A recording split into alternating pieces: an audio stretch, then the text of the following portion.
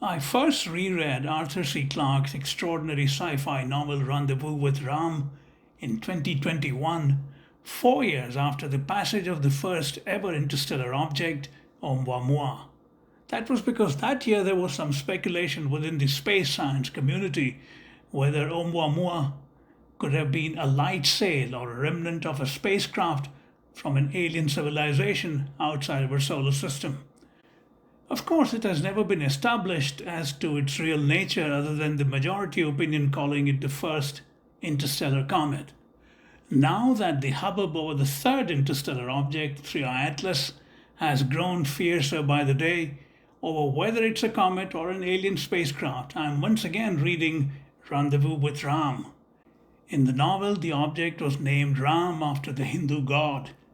It was perfectly cylindrical and utterly mystified those tracking it. Listen to this passage from the book and how eerily prescient it sounds in the context of 3I Atlas.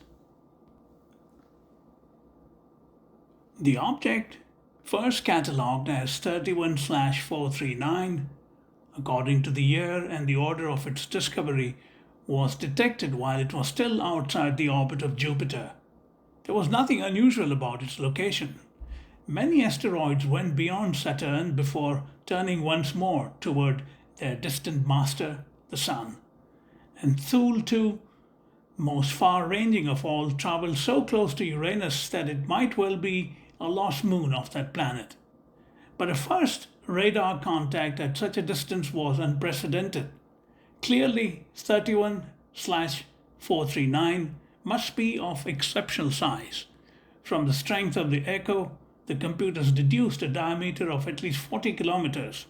Such a giant had not been discovered for 100 years. That it had been overlooked for so long seemed incredible. Then the orbit was calculated and the mystery was resolved, to be replaced by a greater one.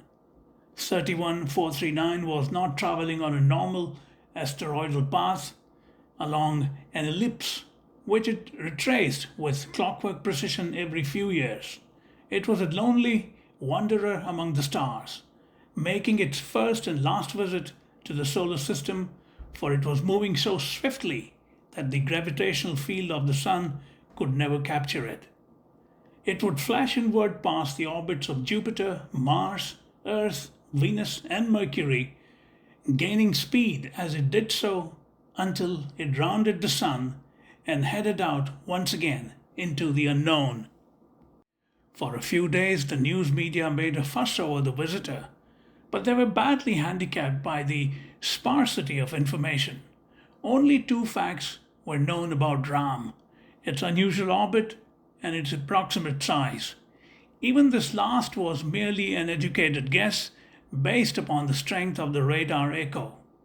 Through the telescope, Ram still appeared as a faint 15th magnitude star, much too small to show a visible disk.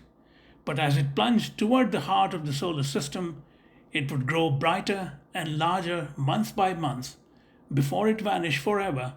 The orbiting observatories would be able to gather more precise information about its shape and size.